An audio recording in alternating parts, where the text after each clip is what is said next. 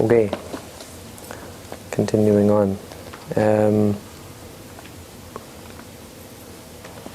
Subhasita Jayavaja, having whatever speech is well spoken. This is a blessing for the one who says it and a blessing for the one who hears it. Speech is a very powerful thing. If you've ever said something nasty to someone, you'll find quite quickly how much suffering that is, how much of a curse it is. You lose friends, you lose credibility. When you lie, when you try to deceive people with your words, it only feels bad afterwards.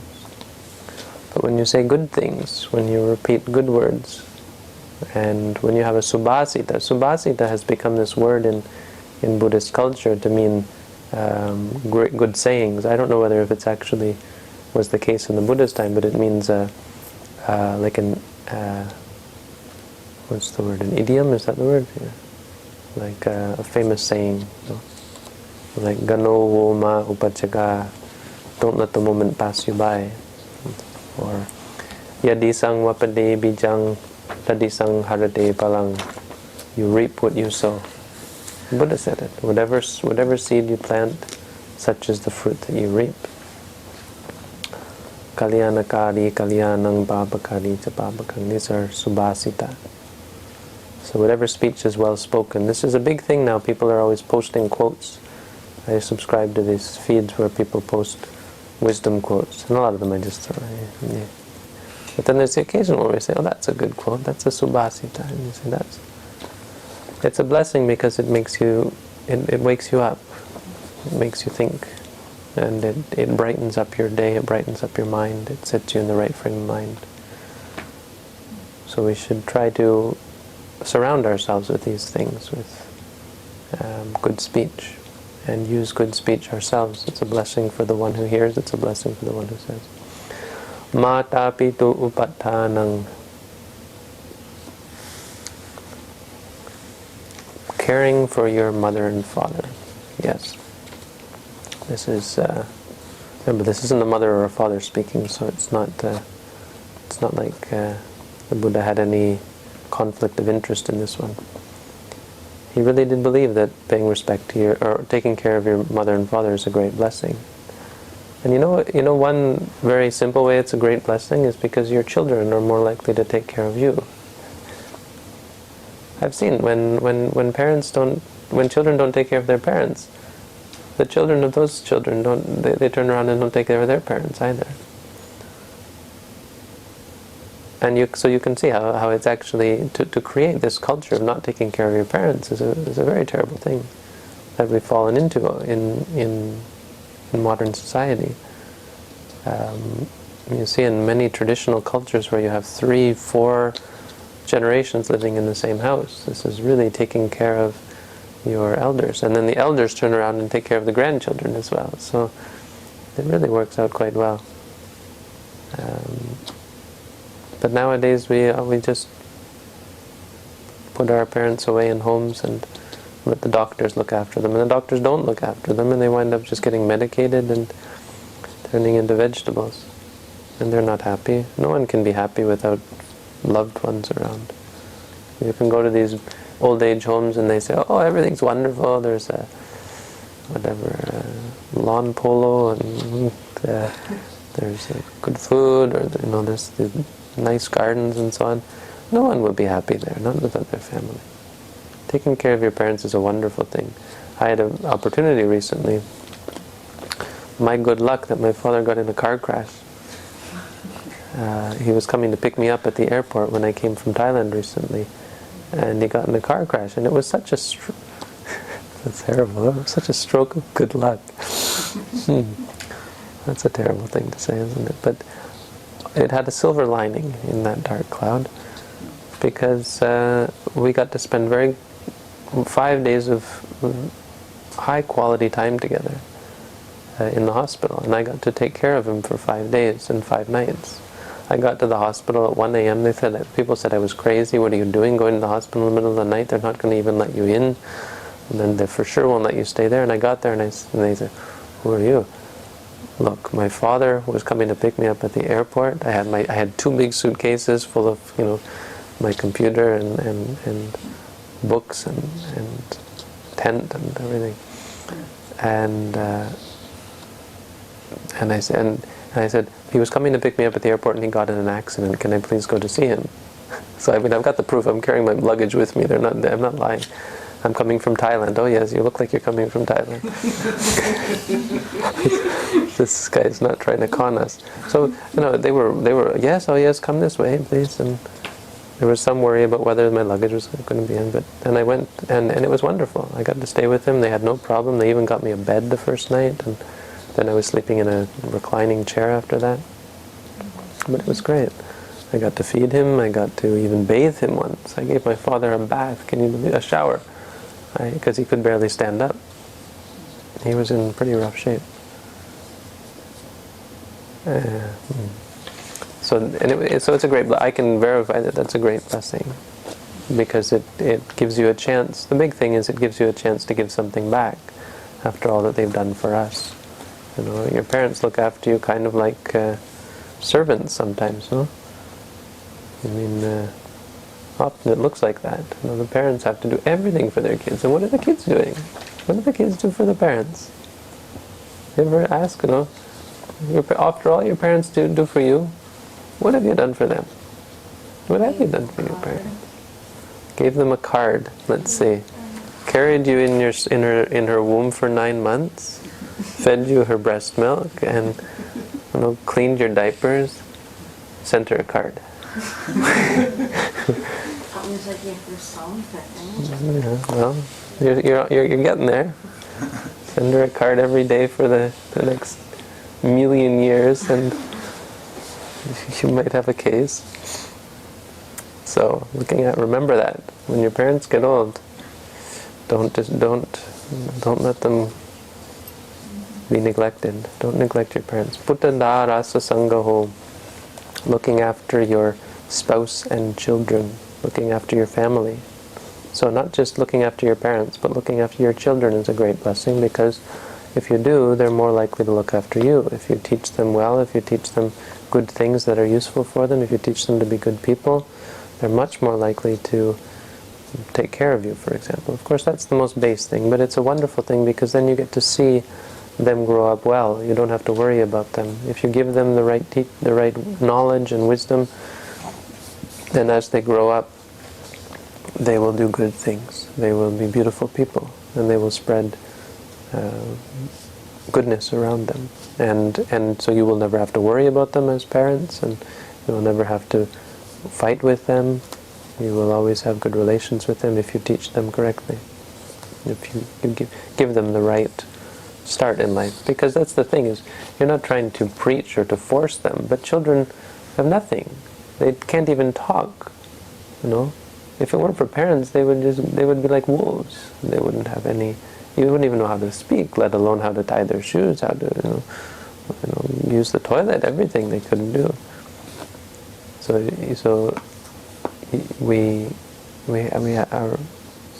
we have to teach them so many things. This is the role of parents. So people wonder, what should parents do? Should they just leave their children alone, or should they force them to do this or that? No, you have to teach them. A parent has the responsibility to teach children what is for their benefit and what is for their harm.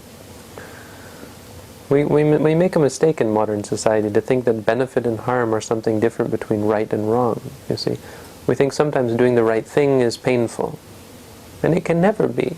If you really do the right thing, it can never be painful. It can never be harmful to you. It might be painful for the body, but it will never be painful for the mind. If it's painful for the mind, you're doing it wrong. Remember that. So you're trying to teach children happiness. Parents are not trying to make their kids miserable. Well, they do sometimes. This is the problem. You should not be making your children miserable. You should be teaching them how to be happy. Sometimes you have to make them miserable in order to help them see it. It's true. Very difficult to deal with children. So it's a great blessing if you can. If your children are mean and unruly, it's a curse. So we should be thankful that we can get along well with their families. Anakula chakamanta, engaging in harmless occupation, deeds or activities that are anakula, which are harmless, right? I think it means straight and not crooked. Yeah, akula I think means crooked. Anakula means not crooked, although I'm not sure. So yeah, don't get caught up in, not getting caught up in crooked deeds. We should never be engaged in crime to make a living, or harming other beings to make a living, or cheating other beings to make a living. We should try to live our lives in a way that brings goodness to other people. So becoming a nurse, for example, becoming a doctor, becoming a teacher. I don't think there's any better profession than becoming a teacher, a public school teacher, besides becoming a monk and teaching meditation. But in the world, if you look at how profound the understanding of teachers is about how the mind works, and just to have this natural understanding that is somehow special to the teaching profession. They have to be patient if they're a good teacher. But I mean, this is the point: is doing something that is of benefit, that is not crooked. You're not just there to make money. A teacher is not just there to be a tyrant. You should be straightforward and honest in all of your work. And it's a great blessing because it doesn't bother you and people respect you and so on. Dhanancha dhammacharya cha. Charity. Charity is a great blessing. It makes you feel good. People esteem you and respect you. There was a story I told last night. I don't think any of you were here, so I'll tell it again. This woman, she saw a beggar on the side of the street, and so she took her purse and she just dumped the contents of her purse into his bowl. That's what it said. I mean, it must not have been a purse because that would have had other things in it. But she dumped something, the contents of her change purse maybe, into his bowl, and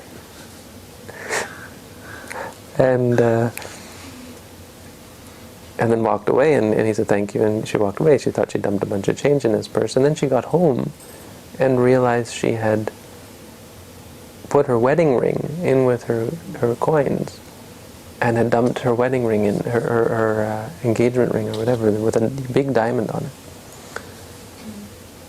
And she went, and she was so horrified. She thought, well, what am I going to do? There's no way I'm going to get this back. And she went back the next day. The guy wasn't there. And it was just the most embarrassing. And it was just such an important thing to her, this ring.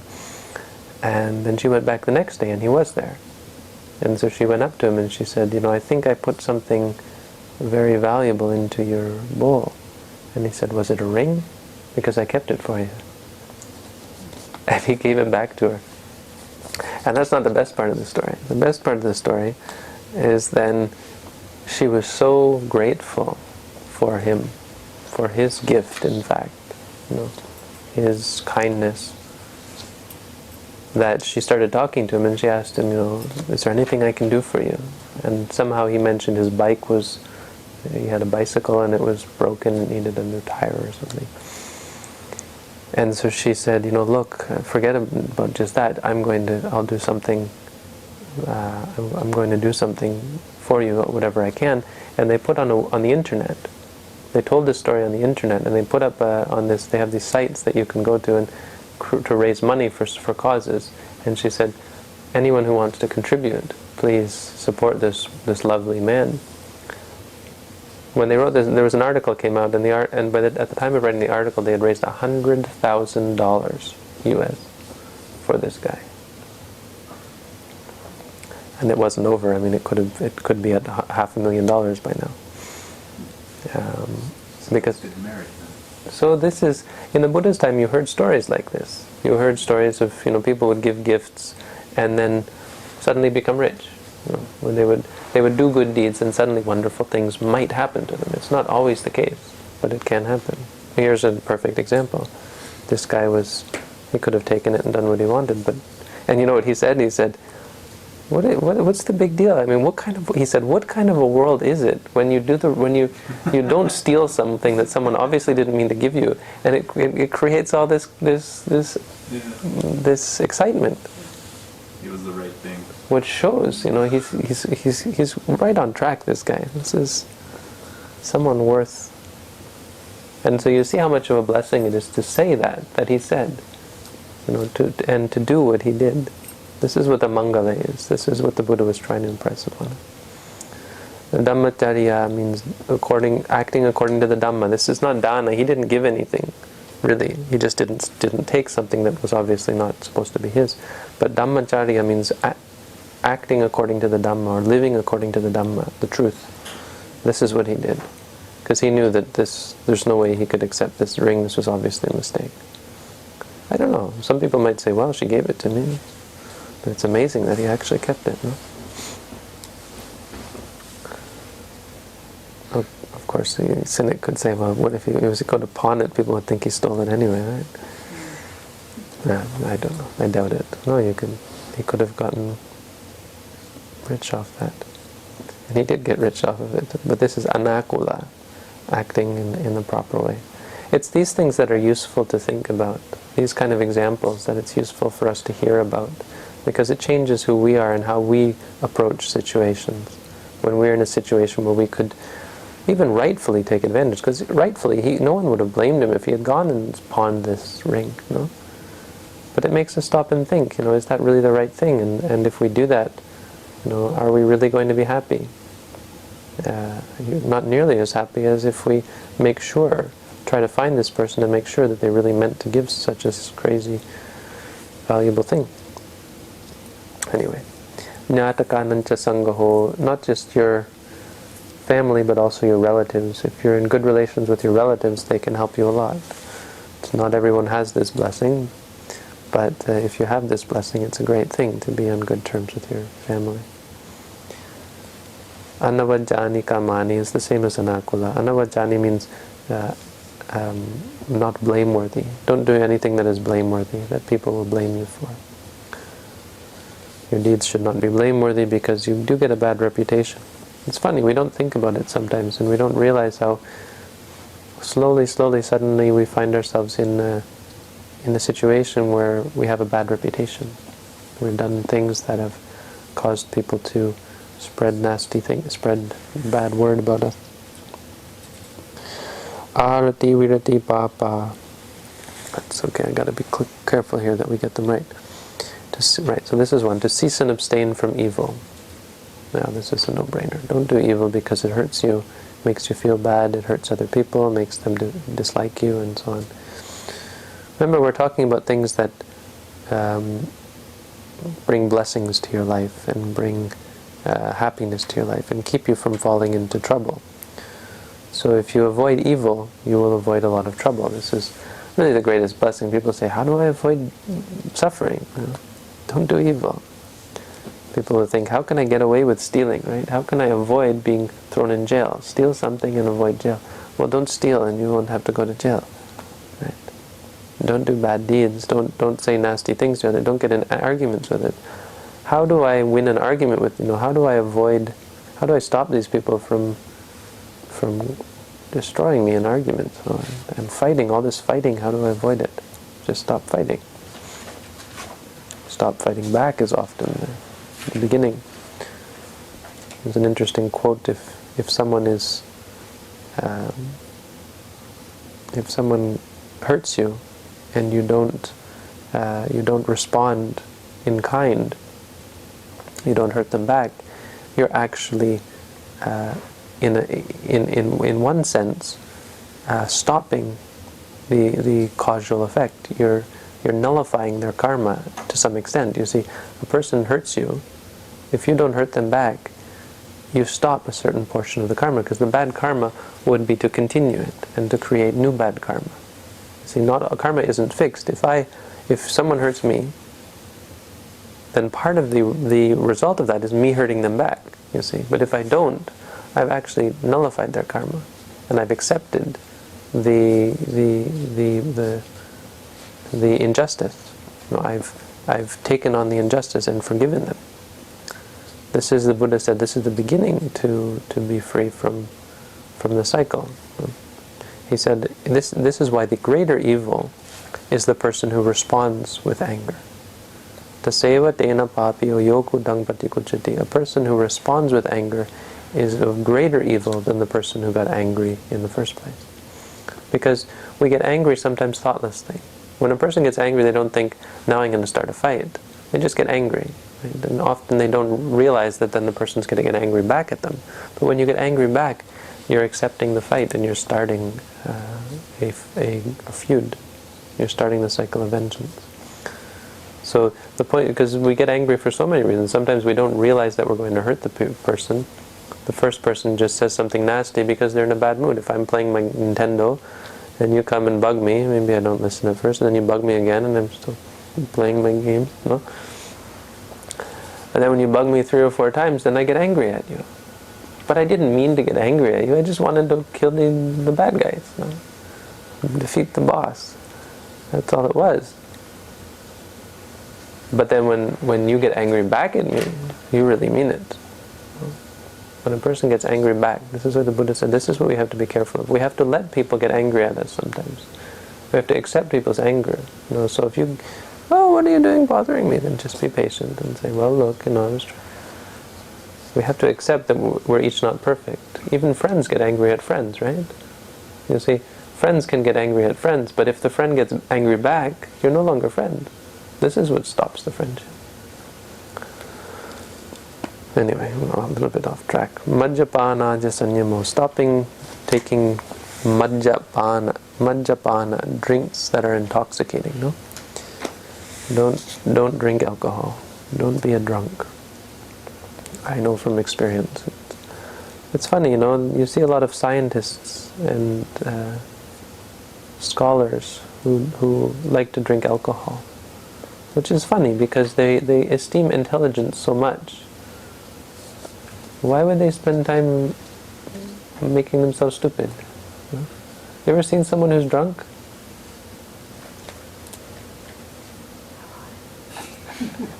Uh-oh. I don't know if you want to answer that. No. How about on movies? You ever seen in movies when the guy is drunk? No, they just act drunk.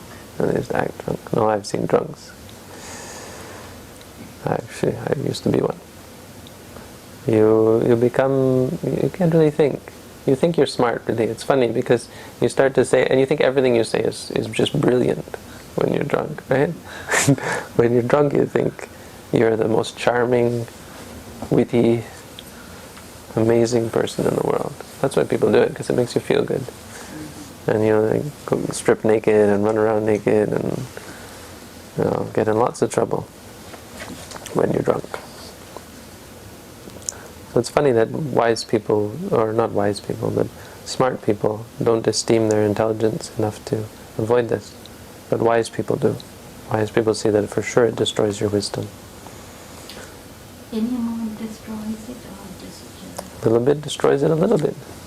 A lot destroys it a lot. Alcohol doesn't have a limit. There's no breathalyzer test for stupid. The more alcohol you drink, the more it poisons you. It's poison. I mean, I suppose if you sniff a little bit, it's probably not going to hurt you. Or if you touch some on your tongue, it's negligible. Sometimes it is used in medicine. Yeah, that is an interesting point, using it in medicine. For monks, we're still not allowed to have it in alcohol. But there it's more of a drawing the line than it is saying, oh, if I have a little bit of medicine and alcohol, I'm going to get drunk. We draw the line there and we say, no, if I'm going to have medicine, it will not have alcohol in it. Because, as a point, as making a point, as a principle. That's the thing. So some of the rules and the strictness of them is just principles. It's not going to... That's a good example, because alcohol in medicine is not going to make you drunk, but we say no, even in medicine I'm not going to take it. Now for lay people, I don't know. I don't know that you're breaking a precept if you take it in medicine, but you might decide, because you're doing a great service if you can keep it as a principle and say, no, I really believe that the intake of alcohol is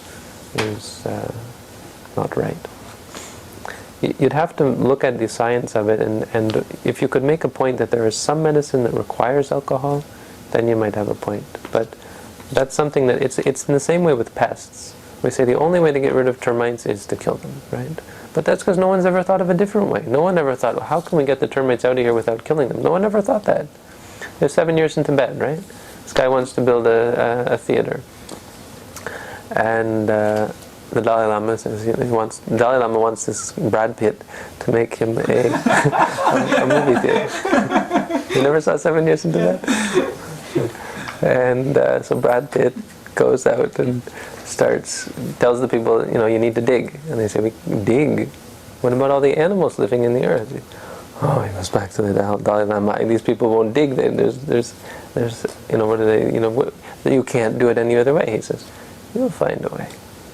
Oh, and he's just furious, this guy. And so he says, fine, take the dirt out one scoop at a time, and find if there's any worms or animals in it, and bring them somewhere else. So you see this picture of these people scooping one and seeing, oh, I found a worm! And then they go and they bring the worm and they put a little water and make sure it's it's comfortable in another place. And they scoop by scoop they dig this foundation for the movie theater. So this is the problem we have kind of as Buddhists living in the modern world, is that people have already just trampled all over morality. And so we kind of have to get together as a group sometimes and think of alternatives. Termites is an interesting one. In the end I would just let them, it's theirs, they can have it. But there might be a way to encourage them to go live somewhere else without having to kill them, for sure. Kerosene, you think works? They don't like kerosene? Yeah. You see, there's always there should be a way, and in the end, it's just you sacrifice, because what are we here for? Are we here in the world to get everything we want? Obviously not. This is not the point. So, for me, it's wonderful to be able to make sacrifices and to say, no, if there's one termite in that wall, I'm not going to do anything to kill it. This is a wonderful thing for me. I'll go sleep outside. I'll go sleep under a picnic table. I did that once in the middle of North Hollywood. I would do that. Let the termites have the house. I don't mind. Appamado cha dhammesu. Appamada means diligence, or not being heedfulness in regards to the Dhammas, in regards to good practice. So this means all good things. Don't be negligent in regards to good things. We should know. We should be clear what are good things, and we should not neglect to undertake them. So the practice of morality, we should not be negligent. The practice of concentration, the practice of charity, the practice of meditation, we should not be negligent. So this is why I'm trying to get these children to practice at least 5 minutes a day, so that they can start to wake up and to think about these things. Think about good things and the actual doing of good deeds, not just learning about them and saying yes, I'll do them. To actually undertake to do them. This is the appamada, not letting your life pass you by without doing something good. That means all good things that there are in the world, we should undertake to do them. We should not think little of good deeds, that it's just meditation, I can do it later. You have to take the Dhamma seriously. That's what this means. Garavo cha nivato. Garavo means respect. So we already talked a little bit about that. Puja, which means veneration or honor, and so on. Garavo just means respect, and it's on a lower level. So it can also mean respecting each other. It can mean respecting people who you esteem as your seniors or so on. But it can also just mean respecting each other. We should respect each other. We should respect all human beings. It's easy for religious people, even Buddhists, to become arrogant. No, I've got the truth. I know what's right, and And oh, look at you, you're drinking, and so on. And monks become this way. Yeah, I keep the precepts, those monks don't keep the rules, and so on, like that. This is, or we can look at Devadatta and think he was an evil, nasty person. But the Buddha didn't look like that. The Buddha said once something very bad about Devadatta. But even in the end he said, I love Devadatta as much as I love my son. This is what he said. So this is the intrinsic respect that the Buddha had for humanity. He knew that Devadatta had a mind, that Devadatta was a human being, and deserved this respect. He didn't want to stop Devadatta from doing bad deeds because it would hurt the Buddha. He wanted to stop Devadatta from doing bad deeds because he knew it would hurt Devadatta. And in the end, he won, and Devadatta took refuge in the Buddha right before he died. And so they say, in the future, after he gets out of hell, because right now he's standing in hell like this, he's totally transfixed and there's spikes, and it's a very bad torture that Devadatta had to put up with, as they say. So they say. He's going to become a Pacceka Buddha, a private Buddha, sometime in the future. The goodness doesn't disappear. Niwato means being... niwata is an interesting word. It means... what do they translate it as? Humble, humility. Niwato, but you know what it actually means? Wata means wind, and ni means out. So, not being, what's the word in English? Inflated, being puffed up. That's right. You see? This is what it's referring to. It actually means not puffed up. It's translated. Niwato. Not being puffed up. So we should never be puffed up. We shouldn't be pompous. We shouldn't be self-righteous. But not even that. We shouldn't be too serious. We should feel natural. We shouldn't say, "Well, I'm a Buddhist and I have to do this and this and this." Being a Buddhist is about understanding reality. We have to come back to nature. Why I say this is because I've seen so much in Buddhist cultures that is so wato, is so puffed up. A teacher comes up and says, Attama Pap Jadai Sadang Pratsatamati Sana Panana Ting Kam Sang San Kong Ong Sumdit Pasamma Samputa Jao.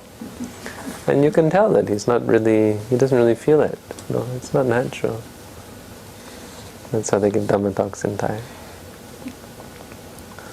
They give Namo Tassa Bhagavato. I shouldn't. I'm sorry, I'm not supposed to make fun, but I'm not trying to make fun, actually. I really wasn't. I was trying to... Because you can feel this. You can feel it in people, and you can feel it in Buddhist cultures. And I'm not trying... I really wasn't... I could have... That was the kind of thing you'd do if you wanted to make fun. But I didn't. I really didn't. The idea is that we should see this. We should stop trying to be the perfect Buddhists, and we should start to learn about our nature, Monks feel, and you can't blame the monks because they feel the pressure. They think they have to be like that.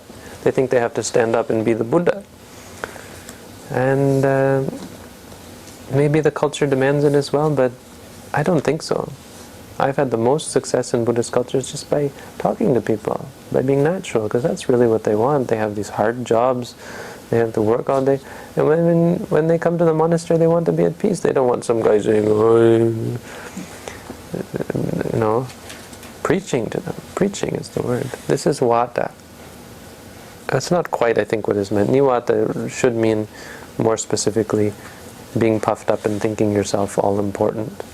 But it's the same sort of quality, taking things too seriously and making them artificial, pretending to be something you're not.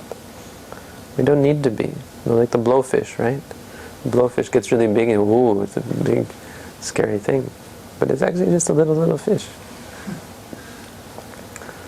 But they're also poisonous. So. Santuti, contentment. Santuti is a wonderful one. Santuti. Tuti means happiness or joy. San means with what you have. I'm assuming that's where it comes from, because it means contentment, being happy with what you've got. This is, the Buddha said, Santuti paramang dhanang. The greatest wealth is contentment. Right? What's better, to be content or to have a Game Boy?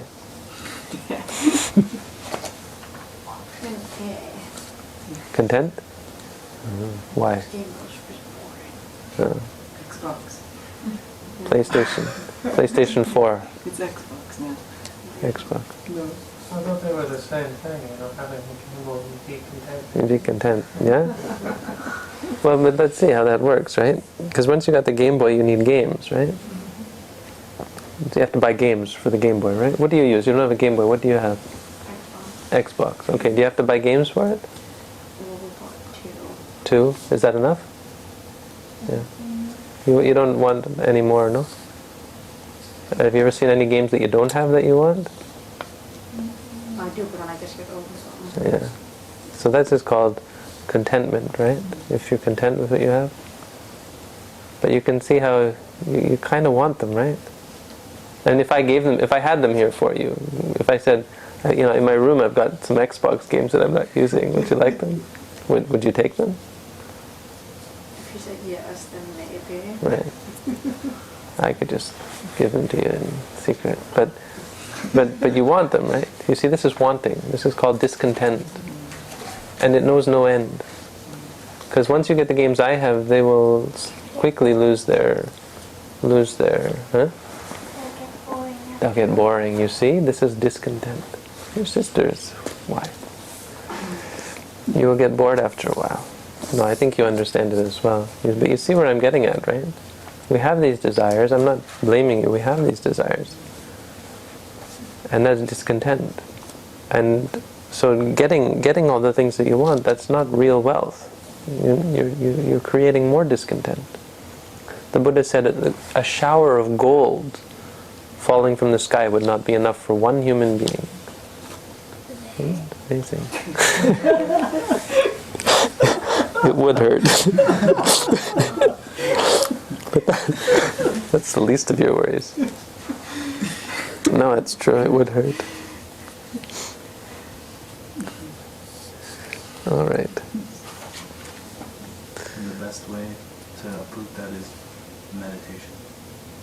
Contentment? Yes. It's the only way. Because it has nothing to do with the things that you have. You can be rich and still be content. It has to do with your attachment to them, your desire for them. It's how the brain works. It's nothing magical or hard to understand. The pleasure sensors in the brain are non-static. They're dynamic. So the more pleasure they get, the more they need.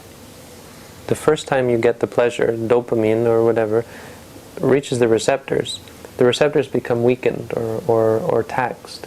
So the next time, the same amount of dopamine doesn't give them the same amount of pleasure. That's how the brain works. That's why addiction is a cycle. You need more and more and more. That's why there was this my video on pornography and masturbation got on. It's a very popular video on the internet. Someone asked me about this. He said you've seen it maybe, or I haven't looked at it. yeah. It comes up at weird places. Yeah, that's right. Whenever you search for me, you get this video because that's what people are looking for. It's actually not now. It's moved down on the list of my videos. The one on karma is higher up, which is a bit of a saving grace now. But the point was, it got on. One of the reasons it got popular is, probably not, but one reason why it got popular, it got on a self-help site for men who have pornography addictions. So I get these links. It tells me where everything is. People are looking at it, and if I'm clever enough, I can find where it is. And so I looked on this site, and this site had other information that was quite interesting because it's an addiction. And it says, what I've been saying is why people start out with soft porn, and then they go on to why it has to be more and more and more, and you never get enough until finally you get so exploded, and you have to give up. You have to collapse because you can't win the brain game, the addiction game, and until finally you give up, and they're so taxed that you feel withdrawal. Nothing pleases you. Nothing. There's no way to find happiness. Because the things that used to make you happy are not enough dopamine to satisfy the receptors. The science, physical science has proven this. There was a Chinese man who ordained with me and ordained at the monastery I was at in Los Angeles, and he was a scientist studying addiction. And so I was like, oh great, I'll teach you meditation. You explain to me your scientific studies. And he explained to me many things. There was another PhD at a university in California, married to a Thai woman. He came to practice with me, and he told me a lot of things, and so I turned around and showed him how to use it for himself, because he was addiction therapist, and he was taking medication for OCD, I think, which was probably why he got into the research in the first place, because he wanted to learn about his own problem. But so I showed him how to deal with this, and this was really occurring, and how to break the cycle, how to see the chemicals as merely chemicals, first of all, see the objects as just objects, and even to see the desire as just desire, not something that needs to be chased after, needs to be followed. The Buddha said 3 teachers. Some teachers teach only objects of desire, but not feelings and not attachments. Some people teach the objects and the feelings, but not the attachments. And some teachers teach the objects of desire, the pleasure that comes from them, and the attachment or the desire for them. And so the best teacher is one who teaches all 3. This is what I taught in this video, which is a very important teaching. It's paticca samuppada, by the way. It's dependent origination in brief. So if you can split them up and see this one for what it is, or see this one for what it is, or see this one for what it is, it won't create the cycle. Wanting and then getting and then pleasure, and then wanting and then getting and then pleasure. You can catch it at any point. Am I talking too quickly? Do you understand what I'm saying? We're almost done, no? No, not quite. Santuti, so contentment, is a big teaching of the Buddha. Katanyuta means gratitude. Gratitude is very important. The Buddha said, no, the Buddha didn't say, it's a Thai saying. Katanyuta is knowing the things that people have done for you, not forgetting the things that people have done for you.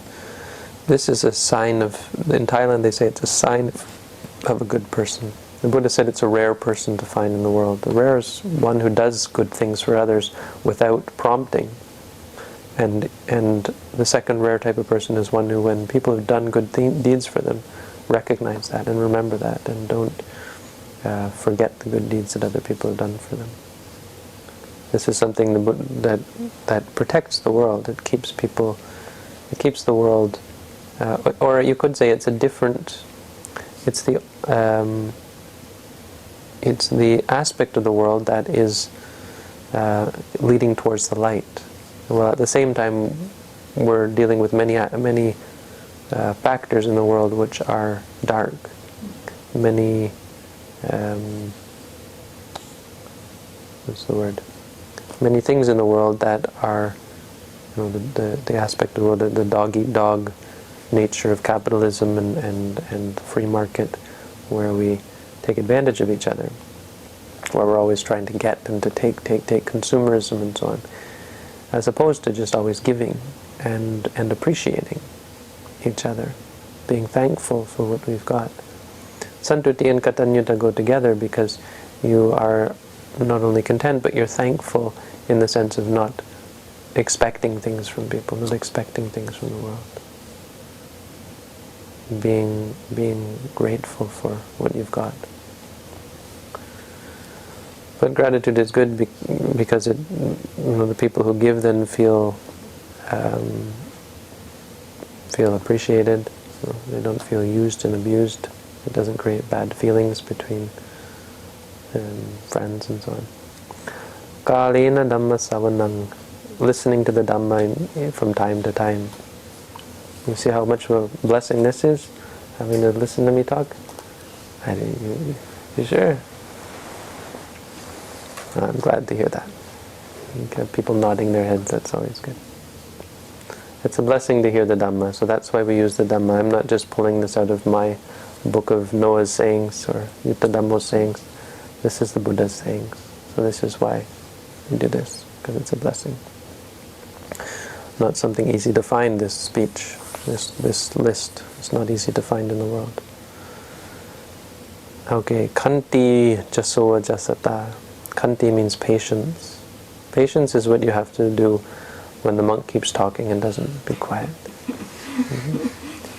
Patience is what you have to have when you have to bear with things which are unpleasant. So we have to be content when and not chase after good things. But when bad things come, when we're bored or thinking about our Xbox, we have to be patient. Why? Because I'm not going to just let you go and play your Xbox. You can't go home yet. Whether you want to play Xbox or not want to play Xbox, you can't go, right? Until your mother takes you home. So you've got two choices. Be impatient or be patient. Which one's going to be more fun? It's a no-brainer. Impatience, is impatience feel peaceful? Not really. No, do you feel like unpleasant? What about patience? How does patience feel? Fun. So which one's better? Patience. Patience is better. Ding, ding, ding, ding, you get the prize. Patience is a wonderful thing. The Buddha said it's the greatest form of austerity.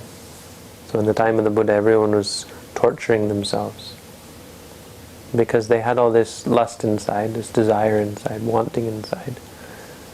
And they didn't know what to do with it. They thought, we have to burn this up. So they would burn it up by torturing themselves. So they said, aha, well, if chasing after pleasure increases the desire, then chasing after pain will decrease it. So they tortured themselves.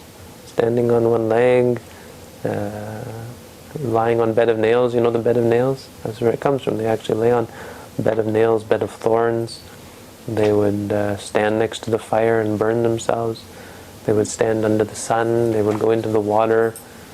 On the cold winter days, they would go into the water and come out and stand and shake and shiver, trying to torture themselves, because they said pleasure is bad, so pain must be good. And the Buddha said, no, that's not. That's too easy. He said the real way to burn up defilements is patience. When you have anger, when you have greed, being patient with them. This is the greatest form of austerity. And of course it's just being mindful. When you're mindful and you force yourself to just see it as it is, to, okay, I want it. So I want it. Doesn't mean anything. Doesn't mean I should take it. There's no law of nature that says when you want something, the correct answer is to take it, or it means it has some meaning in it that you should take it. Because some people want crack cocaine. Doesn't mean they should take it. Wanting doesn't mean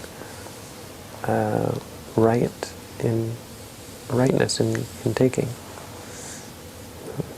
There's got to be a better way to say that.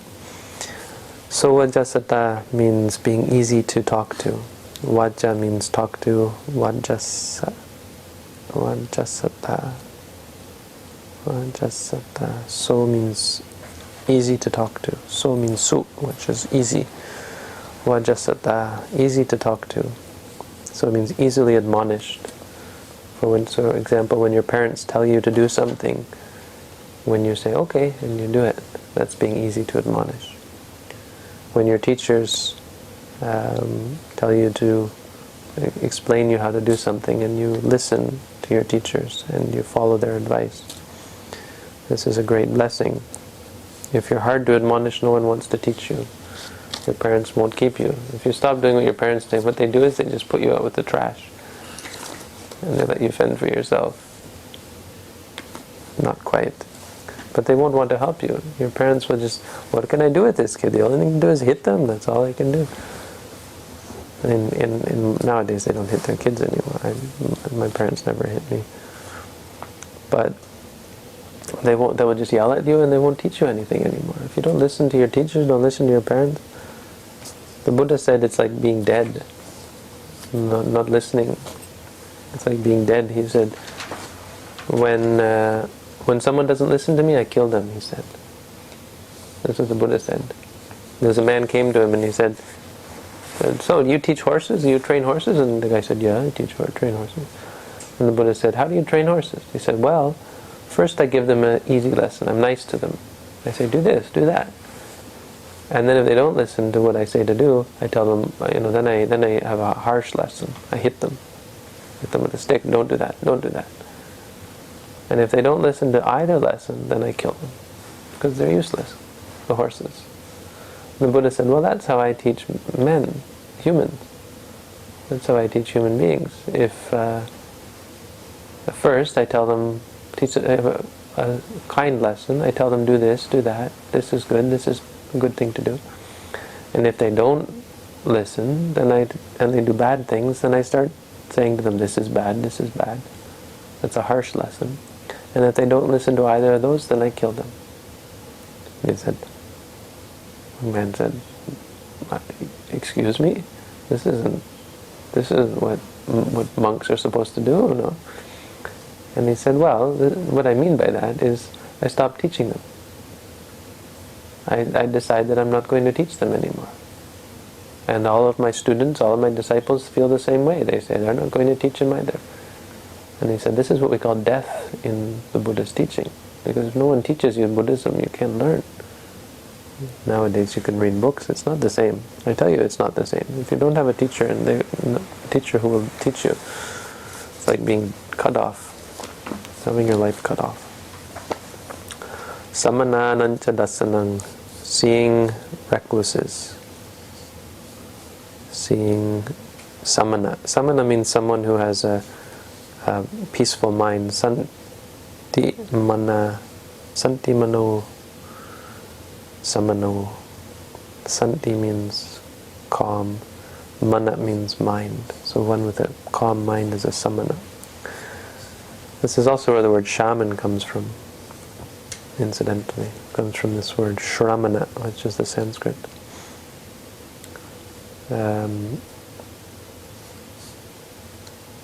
But yeah, seeing holy people, and they don't have to be holy, but people who are engaged in a holy life, people who are following some holy order. So what they say is seeing monks is a good thing. Seeing monks can be a good thing because it reminds you of good things. It reminds you of the Buddha. When you see the robe, when you see a monk's robe, you think that's like the Buddha's robe, and it reminds you of the Arahant disciples of the Buddha as well. But the big deal here is seeing people who are practicing meditation, seeing people who are peaceful in mind. This is the great thing. When you're just being around people who are peaceful, people who are wise, people who are calm, is a great blessing. It reminds you, just seeing them, it reminds you of mindfulness. It reminds you to be mindful. And of course, when you go to see them, you're going to hear the Dhamma, you're going to hear good things, you're going to learn good things, you're going to practice good things, because you will get, we become like the people we hang out with. If you hang out with bad people, as we said in the beginning, you'll become a bad person. Kalena Dhamma Sakacha. So talking about the Dhamma, there's two kinds. Listening to the Dhamma is not the only way of learning the Dhamma. Discussing the Dhamma is also very important. So maybe after I finish here, if I ever finish, we can discuss it as well. We don't have to just be one way. So then you really can stay all night. This is what they did every Uposatha day, or every so many days when they were staying together. They would come together and talk all night. Yeah. So you have to go to school in the morning? What time? We can stay until you go to school. Did you bring your pajamas? Tapo cha brahmacharya cha ariya saccana dasanang. Tapo means putting out effort. Actually, kanti paramang tapo. So this is actually kanti. It's the same thing. But here he means putting out effort. Working hard in the brahmacharya, in meditation. Brahmacharya means the holy life. Brahma means God, actually. Charya means faring. So the Brahma, the God faring, or the holy life. Holy life can be celibacy, that sometimes refers to, but it just really means living a virtuous life, doing good deeds. It doesn't necessarily have to refer to perfect celibacy. There are 10 kinds of brahmacharya. The most common one is celibacy. The big thing is to live a virtuous life, moral, compassionate, virtuous, generous, and wise and meditative. Arya Satjana Dasanam, seeing the noble truths. Here we get to the core, you see? It's not all just about having handicraft and so on. The core here, we've come to the core already. Arya Satjana Dasanam, seeing the noble truths. So not just seeing all truths. Remember, in Buddhism we're talking about truths that are Arya, noble. The noble truths means, in Buddhism, the meaning of noble truths is those truths that bring freedom from suffering. Some truths will not bring freedom from suffering.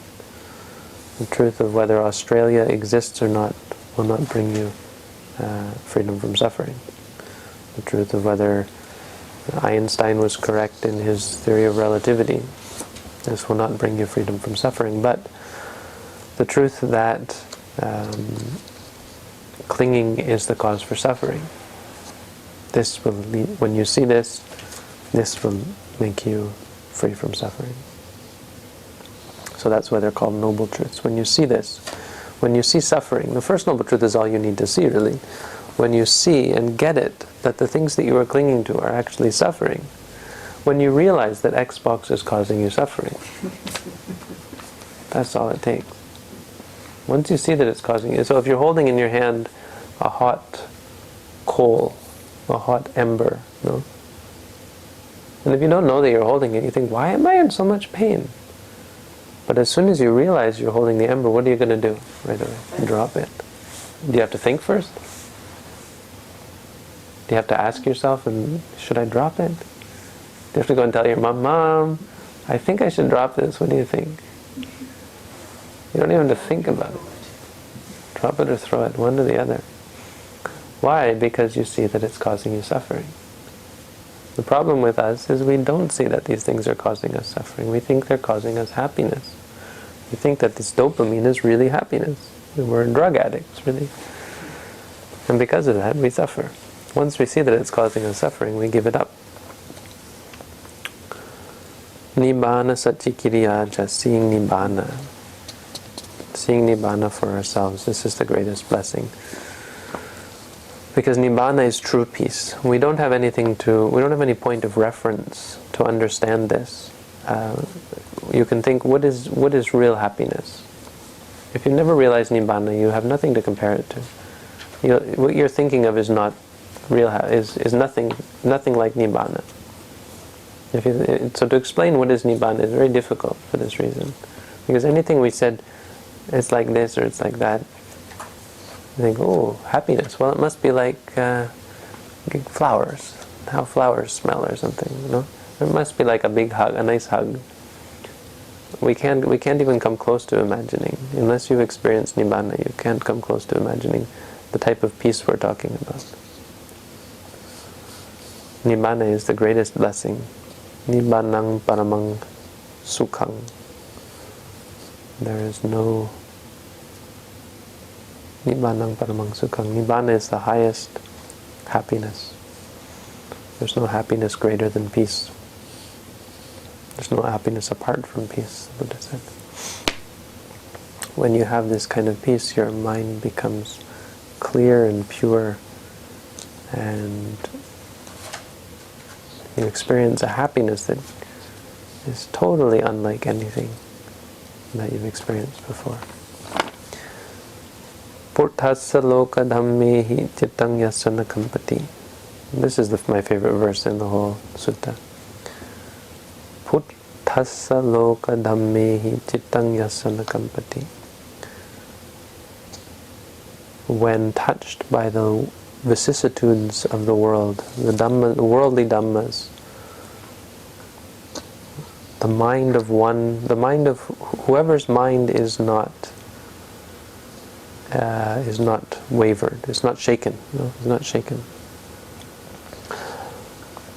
and therefore they are sokang, free from soka, which is sadness or sorrow. Virajang means without stain or without dust or dirt. Kemang, safe. Kemang means safe. Etamangalamutamang, this is the highest blessing for that person. So the Loka Dhamma are the vicissitudes of life. Pleasure, pain, gain and loss, fame and infamy, and what did I miss? Praise and blame. Praise and blame. The 8 Loka Dhammas, they change. You can't have happiness all the time and not have. You can't have pleasure and not have pain.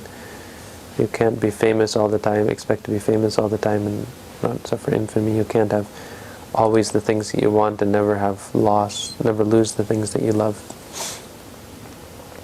This is the ways of the world. Loss and gain, good things and bad things. When one who is touched by both good things and bad things and doesn't waver, because of that, they never sorrow, they never feel sad, and they never are needing anything, they're never wanting for anything. They have perfect contentment at all times, and they have there's no stain in their mind, and for this reason they become safe, kema. They're safe from all suffering. When you suffer in your life and you start crying, you have to think of this, think of his teaching. When you wonder, how do I become free from suffering? How do I deal with this suffering that I'm going through? How do I deal with this stress and this pain that I have in my heart? You have to remember that this is the mind that is causing us suffering. Our mind is kampati, is wavering, is being shaken. We have to understand where true safety lies. It doesn't lie in always getting what you want and never being faced with things that you don't want. It comes from setting yourself up setting yourself in the mode of objectivity, where you see things just as they are, where you don't judge things and you're not partial. When you're able to do that, nothing can cause your mind to waver. When you get proficient at objectivity, then nothing can make you waver, nothing can make you hurt. Etadisa, and then the Buddha says, why? Because those who have fulfilled all these are everywhere invincible, aparajita. They find well-being everywhere, sabbata soting gachanti, tang te sang mangalamutamang. For them, that is the highest blessing. That is the Mahamangala Sutta, very important Buddhist sutta, because it's all around useful. It's not just for meditators, it's not just for monks, it's something that encompasses daily life as well. So the Buddha taught this to the angel, knowing that this would be something that would be an inheritance for the world, something that the Buddha has given to us as an inheritance, that we can know that it has now become a cornerstone in Buddhist culture and philosophy, as something that is worldly or broadly applicable in the world, both for meditators and for people living worldly existences. So that's the talk for tonight, and let's see if it goes viral. Thank you for suggesting to record it, and now we can stop the recording and put it on YouTube.